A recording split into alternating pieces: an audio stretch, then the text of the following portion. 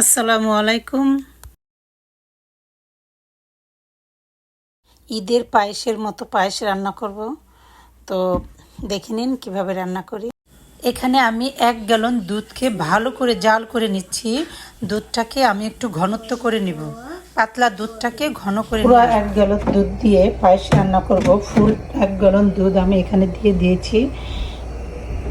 এখানে আমি পায়েসের চালটা ভিজিয়ে রেখেছি যেন চালটা একটু সফট হয়, তো চালটা কিছুক্ষণের জন্য ভিজিয়ে রাখবো। আর দুধটা এদিকে ভালো করে জাল করে নিচ্ছি যেন ঘনত্ব চলে আসে। তো এরপরে আমি চালটা দিয়ে দিব। যতটা সম্ভব ঘন দুধে পায়েস রান্না করলে সেই পায়েসটা অনেক সুস্বাদু হয়। তো আমি এখন চালটা ধোয়া হয়ে গেছে, চালটা দুধটার মধ্যে চালগুলো দিয়ে দিব। চালগুলি আমি ধুয়ে রেখেছি, এখন আমি চালগুলো দুধের মধ্যে দিয়ে দিচ্ছি। এর মধ্যে আমি দিয়ে দেব গুঁড়ো দুধ।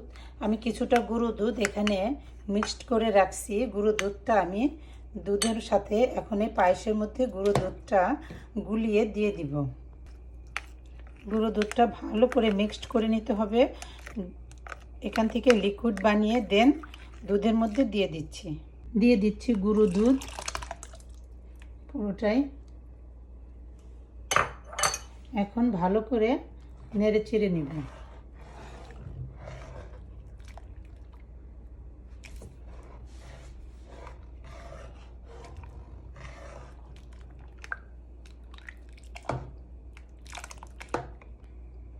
এরপর আমি দিয়ে দিব এলাচি, তেজপাতা এবং দারচিনি। পায়েসের মধ্যে আসলে এটা হলো একটা স্মেল করবে, এবং অ্যাট লাস্ট আমি আরেকটা ইউজ করব, সেটা পরে দেখাবো।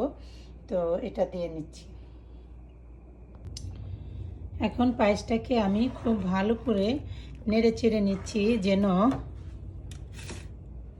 লেগে না যায়। কারণ দুধটা সাধারণত যদি নাড়াচাড়া না করা হয়, দুধটা চাউলের সঙ্গে এটা একদম লেগে যাবে খুব দ্রুত, যার কারণে এটা খুব ঘন ঘন নাড়াচাড়া করে এটাকে চাউলের সঙ্গে মিশিয়ে দিতে হবে। অ্যাট লাস্ট আমি এখন দিয়ে দিব গোলাপ জল। গোলাপ জলটা দিলে আসলে স্মেলটা অনেক সুন্দর আসে, একেবারে মনে হবে যে ঈদের পায়েস। তো গোলাপ জলটা আসলে ঈদের পায়েসের একটা স্মেল আসবে। তো আমি এখন গোলাপ জলটা দিয়ে দিচ্ছি। আমার রান্না শেষ। Thank you, watch my video.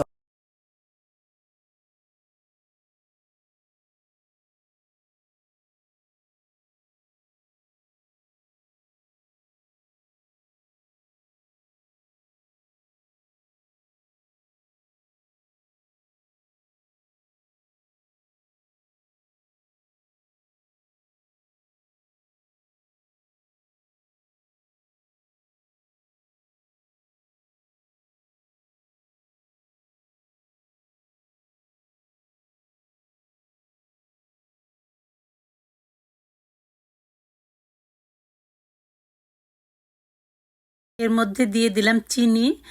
কিছুক্ষণ পরেই আমার পায়েসটা হয়ে যাবে। তো দেখে নিন পায়েসটা হয়ে গেছে। এখন আমি দিয়ে দিচ্ছি গোলাপ জল।